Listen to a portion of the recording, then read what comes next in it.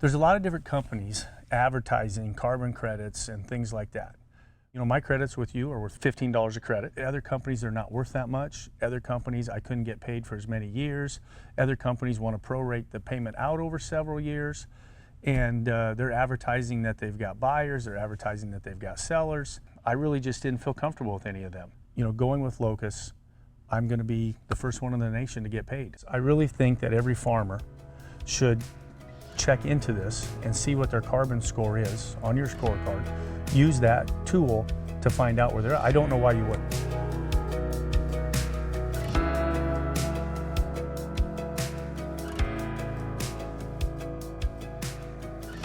Hey Kelly, thanks for having me. We're here in Iowa. Great time to be here in the fall, harvest going on. Want to go through with you a little bit about our CarbonNow program. You are ambassador, our first person to go all the way through the program. I know there's a lot of misconceptions around carbon. It gets to be a little confusing, especially from the grower's level. Sure. Paint a picture of how you started, how you went through the process, and even kind of how you got with Locus Ag. Brian Guipre, your co-worker, contacted Kevin Matthews, part of our extremeag.farm website, about the CarbonNow program, and Kevin shared it with the rest of us. I was pretty interested. So I contacted Brian. He came up. He laid out what was going to be involved. I knew that I was going to be the guinea pig to begin with. I was okay with it. So I really felt, what do I have to lose here? This could be a really nice program to be part of, and it's proven to be true. I get asked a lot, how hard was it? How much time did it take? We gathered our FSA records, our federal crop records, and our field view account for the last 10 years. And being the first person to go through it, being the guinea pig, it took a little bit of extra time because we kind of grew together. So the process is relatively simple for CarbonNow. If they want to have a no obligation run at it, we will do a scorecard at no cost and no obligation. We call it a CarbonNow scorecard, and that's a quick analysis of if they've done the right activities in the past and going forward, and they can be evaluated then by what we think the projected carbon credits they might be able to get. Then if they say, okay, it looks like an opportunity, we take on that responsibility of getting the data entered, getting it entered properly, getting it entered right. We'll help you find the places where we need the data and where they might look for it. We probably had 50 hours in it, and you know, if a grower was to go through your program now, it would really be cut down because you've streamlined the process. But again, for the amount of money that the credits are worth, it's worth 50 hours. It was 3,300 acres. 22,400 credits. 22,750. There you go, times 15 bucks, you Yes. know, $340,000. That's pretty good wages for 50 hours of work. Not bad. So I don't think anyone should be scared away because they think it's going to be so much work or such detailed work or they couldn't accomplish it. Locus really makes it pretty painless, and I got to give you credit for that.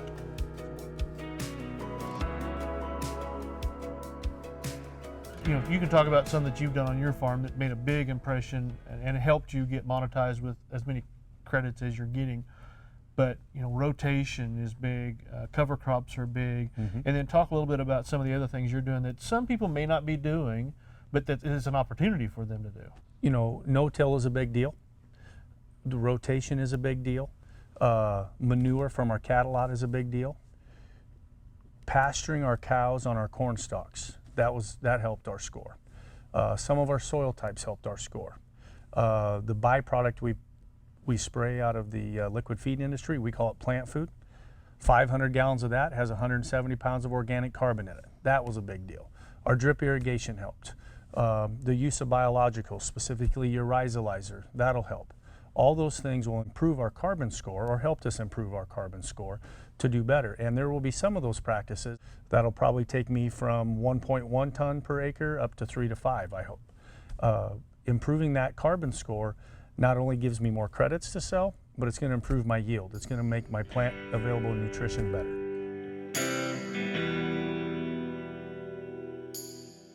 One of the things you've talked about too is the reduction in nitrogen application, and that's a big deal, especially in corn. Right. And you're in corn country, broke the record in Iowa multiple times. So how are you able to do that with cutting your nitrogen back? So we have learned that, you know, like we call it fertigation. Putting nitrogen through the drip irrigation to try to feed the corn late season, you know, throughout the past few years, I've had a hard time getting that up into my plant. And the reason I know that is weekly tissue samples. So this season, we were trying to chase the state record of 442. And we're all about it. We're watching. We're detailed. We're really paying attention here. You know, like we do every year, but this is like no other. Okay, and we put the nitrogen on early. We changed a few things because we knew we had a hard time getting it up in the plant.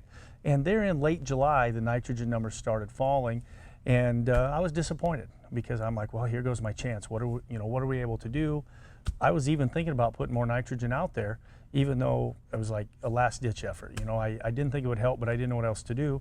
And my agronomist, Mike Evans, suggested that we put rhizolizer through. Just maybe there was some tie-up in the soil, and maybe the rhizolizer would shake it loose. We put rhizolizer through the system. And the next week we take the sample, and the nitrogen went up 0.45%. Almost half a point of nitrogen, which is huge. And we're very excited. Very excited. We feel that we validated that your rhizolizer product works. We're going to use that on almost every acre of corn this year. And because of that, we're turning our nitrogen down. We're going to turn the nitrogen down with our planters. We're going to do some different things. If we feel we need some, we can still foliar feed it later, but we're going to turn it down and put the rhizolizer in.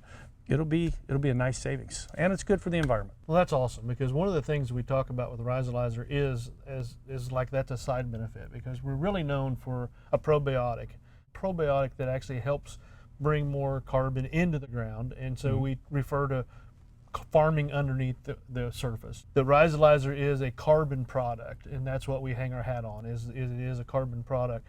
The side benefits are a reduction in nitrogen and a yield increase of 9 bushel per acre. So that's kind of where we're at in the rhizolizer product. But you've found that being a better steward of putting more into the ground actually helps those micronutrients. And I think maybe you've said that the microbes get fed first under the surface. Everybody worries about the plant. If we would worry about what's under the surface of the soil, the plant will take care of itself. And the microbes in the soil have to eat first. When nutrition is put on the soil, like nitrogen, commercial nitrogen, the microbes in the soil have to digest that nitrogen. Their secretions are plant available nutrition. The more microbial activity we have, the more microbes we have in the soil, the more plant available nutrition, more is available to the plant, better yields. How do we get more microbes in the soil? Very simple. You just need more carbon. More carbon increases the microbial activity. A biological is going to put carbon in the soil. It's going to increase your microbial activity, which is going to add plant available nutrition, which will add yield. Yes. Rhizolizer adds more carbon than the other products, near as I can tell. In my opinion, what's happened on my farm. And that's exactly why we have it formulated that way. And that's our claim to fame, honestly, for rhizolizer. And so with that, coupled in with the CarbonNow program, where we can actually now monetize you, help you get more revenue on your farm by doing the practices, using our product, and actually generating a cash flow underneath the ground and helping the environment along the way. And I get a lot of questions from growers of, where do these credits come from? I mean, who buys them? I'm just asking because I know that's the questions you're going to get from the field. We shared some of this on Facebook through Extreme Ag, and I got some questions. Shopify has committed to buy a portion of our credits. I know Microsoft has expressed some interest. Those are big names, really big names. And companies like Microsoft and Shopify want to decrease their carbon footprint to help the environment. And the consumer wants to do business at places that have a carbon neutral footprint. I have another friend that he flies a lot for his job. He's involved with the irrigation company, Netafim, that I'm with. And he said when he gets on a plane now, I don't remember what airline it was, but when he gets on a plane now, they ask for donations to pay for carbon credits. And then if they get enough, they made an announcement on the plane that he was on. They made an announcement, this flight is now being flown without a carbon footprint. That is personal validation for me right there that this is a consumer-driven market. And the people are trying to do a better job and be a better steward of the world. And we in agriculture are often painted in a poor light, like we're poor stewards, poor conservationists. I find that to be simply not true for the most part. We have to be good stewards. We have to be good conservationists, or we wouldn't survive financially.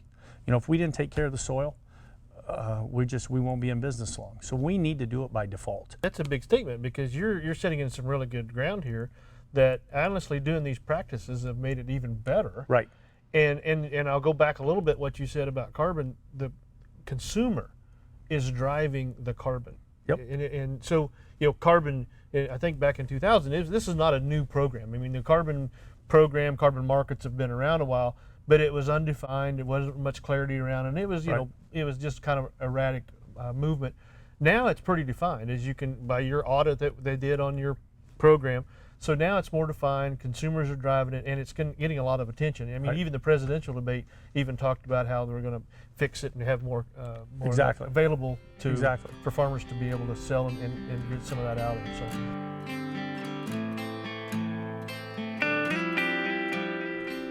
Hey Kelly, one of the things I wanted to talk to you about is our program is a little unique. We're actually getting growers paid. Going with Locus, I'm going to be the first one in the nation to get paid. Nobody else has gotten paid. There's a lot of advertisements, there's a lot of talk. Well, I'm going to be the first one to get a check. Yeah, I think that's a good point. I think that's a really good point, because I think that's part of the confusion. Right. Reality is we was able to connect all the dots. Reality is they haven't accomplished anything, and you have. So, I mean, there's a lot of talk, there's a lot of advertisement. I think it leads to misconception and skepticism from farmers. I agree. But in my opinion, Locus is the place to be. Good. Thank you. You bet.